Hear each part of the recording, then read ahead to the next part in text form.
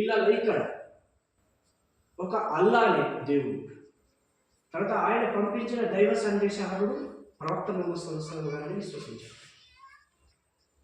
దీన్ని అరబీ భాషలో మనం చెప్తున్నాం అనమాట, ఒప్పుకుంటుని ఇస్లాంలో ఏంటంటే క్రైస్తవులను ఇలా తీసుకుని బాప్తిస్తా ఇస్తారు.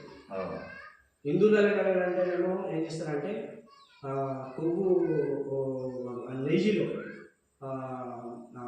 శంకు చక్కెర రెండింటిని దీపము దాంట్లో కాల్చి ఈ పక్కనేమో శంకు వేస్తారు, ఈ పక్కనేమో చక్రం వేస్తారు. హిందూయిజానికి గుర్తింపుగా అని. క్రైస్తవులు నీటిగా ముంచి బాప్తిసం ఇస్తారు. ఇస్లాంలో ఏంటంటే నేను నోటి నాలుకతోనే ఒప్పందం చేసుకోవడం, నాలుకతో రేపు ప్రతి మన మాట స్వర్గంలో అక్కడ ఉంటుంది. దాంతో తీర్పు జరుగుతుంది అన్నమాట. తీర్పు నిశ్చయం చేసుకున్నామని రేపు అడుగుతాడు దాని ద్వారా మనం. అందుకోసం అని దేవుని దగ్గర ఒప్పందం మంచి నిర్ణయం అన్నమాట. నిర్ణయం చేసుకొని ఈ దాన్ని మనం నోటితో చెప్పుకోవడం. ఒత్తు బిడ్డ ఇక్కడ అషదు ఏమది అషదు కుర్చీ కదా అషదు అన్ లా ఇలాహ ఇల్లల్లా వఅషదు అన్న ముహమ్మదన్ అబ్దుహు వ రసూలుహు.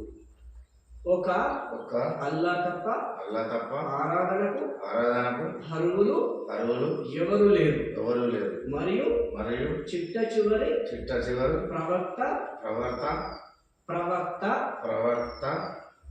దైవము పంపింపజేసిన దైవ సందేశహరుడని మహాప్రవక్త ముహమ్మద్ సల్లల్లాహు అలైహి వసల్లంను నేను విశ్వసిస్తున్నాను. అల్లా పంపించిన ప్రవక్తను విశ్వసిస్తున్నాను.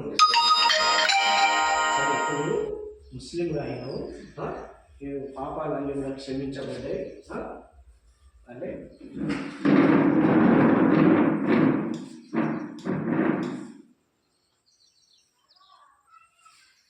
సరే, ఇప్పటి నుంచి నువ్వు నీతి మంత్రులుగా అయిపోతున్నావు.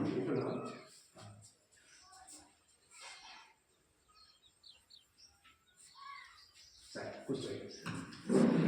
ఇంకా ఏది కూడా దేంట్లో కూడా మనం ఆత్మవద్దు విగ్రహాల వల్ల కానీ దేంట్లో కానీ నూతన జీవంగా నూతన ఆత్మగా ఇప్పటి నుంచి అంటే నీకు లెక్క తీసుకుంటాడు. తర్వాత నీ జీవితం మారుతుంది. ఇన్షాల్లా తప్పనిసరి నీకు జతం కూడా అవుతుంది. ఇస్లాం అన్నింటిలో ప్రతి ఒక్కరి దగ్గర తీస్తుంది. ప్రతి ఒక్కరికి దైవమే ఆ సృష్టికర్త వైపే తీసుకుంటారు. అందరికీ ఆయనే సహాయం చేస్తాడు. రోజా కూడా ఉంది. రోజా అంటే నీకు వండే బిడ్డ అంటే కదా.